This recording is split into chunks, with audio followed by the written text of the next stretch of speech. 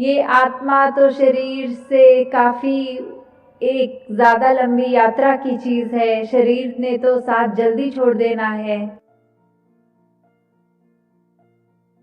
साथ संगत जी, प्यार से कहना ध्यान लगा जी। तो वो बात हर एक जो आज सत्संग में कही गई, वो इशारा कोई नया ही नहीं है। ये तो संतों ने युगों युगों से जो बात कही है कि कैसे अपने जीवन को सुधारा जाए, कौन सा वो रास्ता अपनाया जाए जो हमको मनुष्य हैं तो मनुष्य के गुण हों वो दर्शाता रहे, वो उस रास्ते पे चलते रहें। क्योंकि इस संसार में तो हर एक रंग है, हर एक रास्ता है, ठीक मार्ग भी है और गलत मार्ग भी है। तो कैसे हमने हमेशा वो संतों के द्वारा दिखाया हुआ एक रास्ता जो कि हमें मनुष्य बनाता है असली रूप में, जो प्यार करना सिखाता है, नफ़रत को दिल से दूर करना सिखाता है, जो सिर्फ एक अपने अहंकार को छोड़कर एक नम्रता की बात करने वाली है, वो है एक दूसरे का सहारा बनना है, एक दूसरे की टांग नहीं खींचनी, ये वाला रास्ता। कैसे किसी को सुख पहुंचाने की कोशिश करनी है, उसको दुख नहीं देना, उसके दुखों पे हंसना नहीं है। तो ऐसे बातें और जो अहम बात कि कैसे हम इस जीवन में आए हैं, तो ये सांसें तो हमारे कुछ सालों के लिए ही है, शरीर कुछ सालों के लिए ही है। तो कैसे जीते जी हमने ये शरीर का पूरा फ़ायदा उठाना है। ये सांसों की लड़ियाँ जब तक हैं उसी टाइम ये पॉसिबल है कि हम अपने असली रूप को जान पाएँ। क्योंकि हम आए तो इस शरीर में हैं पर हम शरीर नहीं हैं। ये आत्मा तो शरीर से काफ़ी एक ज़्यादा लंबी यात्रा की चीज़ है। शरीर ने तो साथ जल्दी छोड़ देना है। तो कैसे हम जब आए हैं इस संसार में तो इस परमात्मा की प्राप्ति कर लें, इस निराकार को जान लें कि जो आत्मा हमारे शरीर में है वही अंग संग भी है, वो परमात्मा का अंश ही है। तो हम जब इस परमात्मा की पहचान कर लेते हैं तो फिर उसके एहसास में हर एक कार्य जो जीवन भर करेंगे वो सही कार्य ही होगा।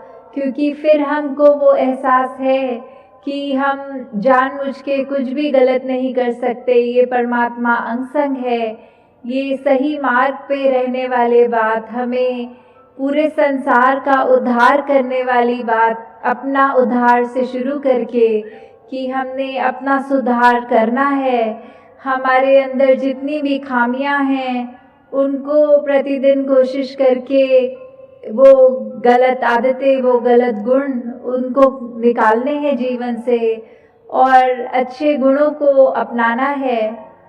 तो एक उदाहरण भी उस तरह से आता है कि कैसे हम एक इंटेंशन की जो बात होती है कि सिचुएशन तो हर एक की हर समय कैसी परिस्थितियां जीवन भर में अलग अलग आती रहेंगी। कभी सुख का समय है तो कभी दुख आएगा।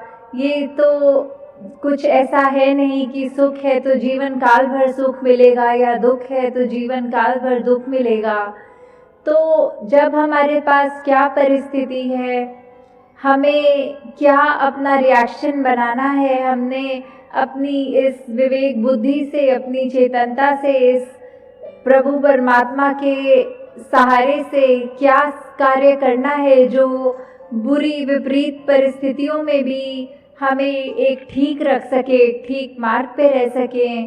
तो वो उदाहरण है कि एक चाकू जो है वो अपने आप में उसका कार्य तो सिर्फ काटना है, पर चाकू किसके हाथ में है उससे बहुत फर्क पड़ता है।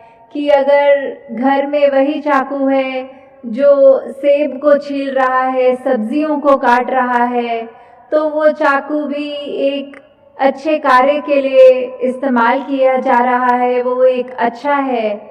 तो चाकू का तो गुण काटना है, पर किस चीज़ के लिए उपयोग में आ रहा है उससे फ़र्क पड़ता है। एक डॉक्टर जब किसी का इलाज कर रहा हो, कोई सर्जरी कर रहा हो, कोई सर्जन, तो शरीर का वो बेहोश करके हिस्से को चाकू से काटता है, तो वो इसलिए नहीं उस शरीर को काट रहा क्योंकि नुकसान देना चाह रहा है, पर इसलिए क्योंकि वो शरीर के अंदर जो दिक्कत है उसको उस डॉक्टर ने सही करना है और उसके बाद टांके लगा के वो शरीर को वापस जोड़ना है। तो उस समय भी वो चाकू एक अच्छे कार्य के लिए उपयोग में आया।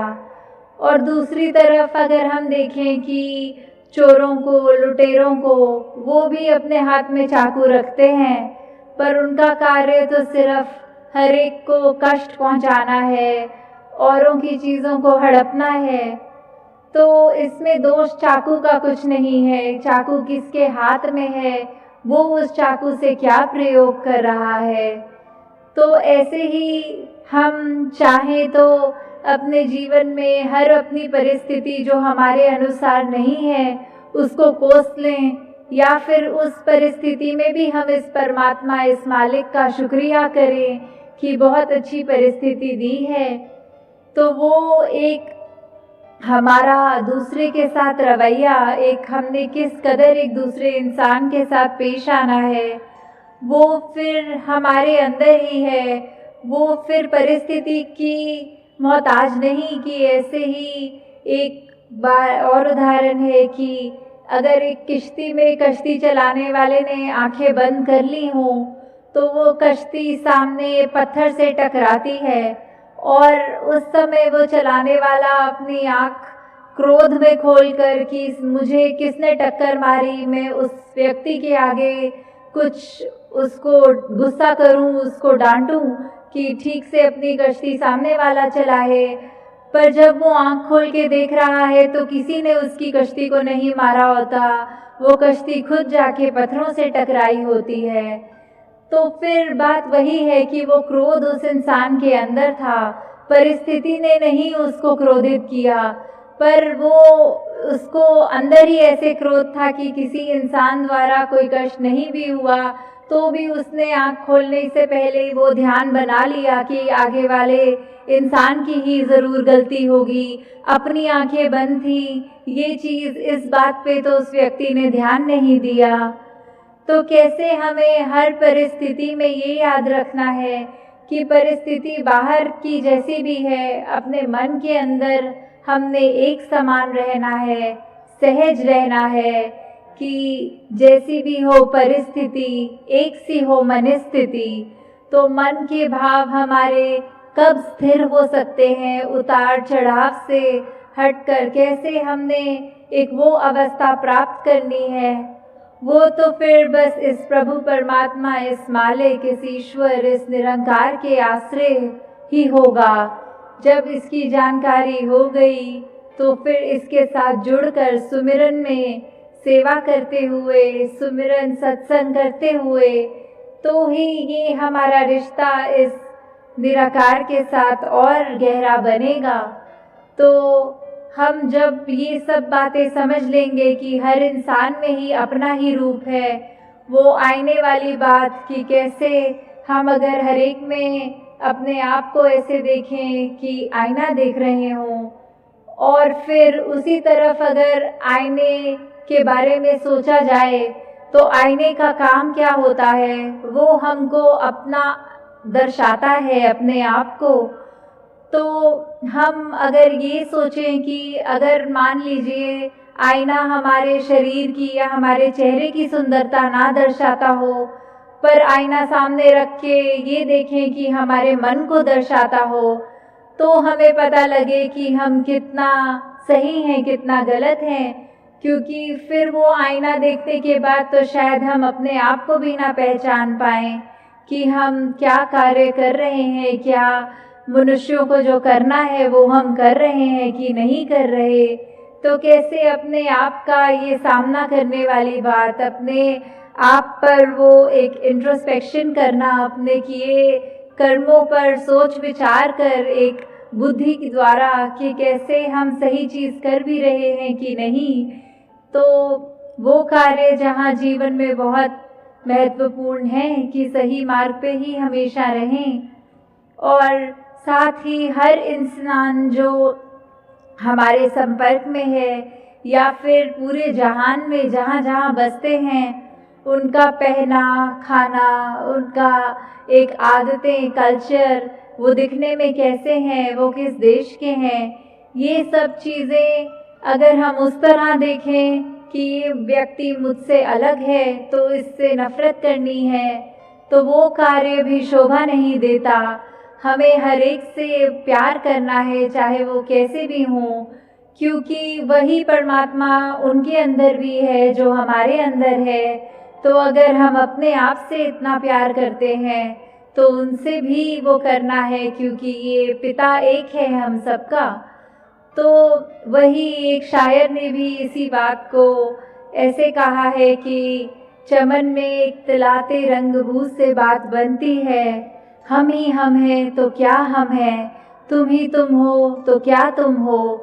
कि अगर हम सिर्फ अपने जैसे ही दिखने वालों को या अपने जैसी बिलीव्स रखने वालों को ही श्रेष्ठ मान लें और सारा संसार उसी से भर जाए, तो फिर वो बात उतनी अच्छी नहीं है जितनी हर कल्चर, हर देश, हर अपनी जैसे भी रहते हैं उस तरह से रहने वाले, जैसे एक बाग का, एक बगीचा का उदाहरण कि फूल दिखने में चाहे लाल हों, गुलाबी हों, येलो हो, किसी भी रंग के हों, उनकी खुशबुएं भी अलग अलग, पर एक गुलदस्ते में, एक बगीचे में कैसे सुंदर लगते हैं। वो बात सिर्फ ये नहीं कि हर एक फूल को एक समान होना है, एक ही खुशबू देनी है। वो हर फूल अपने आप में अलग दिखता है, वो अलग अलग मिट्टी में उसकी उपज अच्छी होती है, खुशबू भी अलग है, तो फिर भी वो एक खूबसूरती ही है। ऐसे ही इस संसार में यूनिटी इन डाइवर्सिटी की बात, वो हर एक व्यक्ति, चाहे वो अपने स्वभाव से अलग है, दिखने में अलग है, पर वो है अपना ही।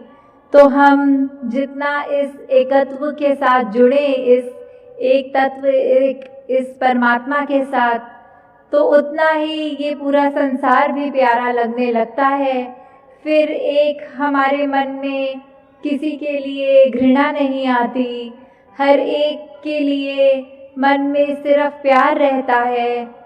तो दासी और समा नहीं लेगी, इन्हीं शब्दों से ये आपके चरणों में बात रखते हुए कि कैसे हमने इस निरंकार, इस परमात्मा की पहचान जो करनी है, अगर है जीवन में वो पहचान तो मुबारक है, नहीं तो ये खुद ही सोच लें कि जितना जीना है उतने ही श्वास हैं और उसी में ही अपॉर्चुनिटी है इसको जानने के लिए।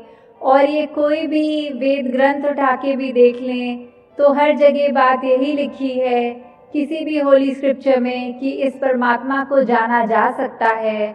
तो आज भी वो अपॉर्चुनिटी इस सत्संग के बाद है, जो आप सब कोई अपने हिस्से लेना चाहें तो इस परमात्मा की जानकारी के बाद इसके ऊपर आस्था रखते हुए जब इसके साथ एक में खो के विश्वास के साथ अपने जीवन की यात्रा चालू करेंगे, तो ही उस यात्रा में एक वो भक्ति भरी जो जीवन होती है, क्योंकि भक्ति कोई सिर्फ एक कार्य का नाम नहीं है, भक्ति एक अवस्था है, एक जीने का सलीका है, एक तरीका है जिससे जीवन को जिया जाए। तो हम इस भक्ति भरी जिंदगी में कैसे जिएं, उस चीज़ का एहसास करते हुए ताउम्र अपना ये जीवन को खुशनुमा बन के निभाएं। तो इन्हीं शब्दों से दासी आपसे आज्ञा लेगी। साथ संगत जी, धन्यवाद जी।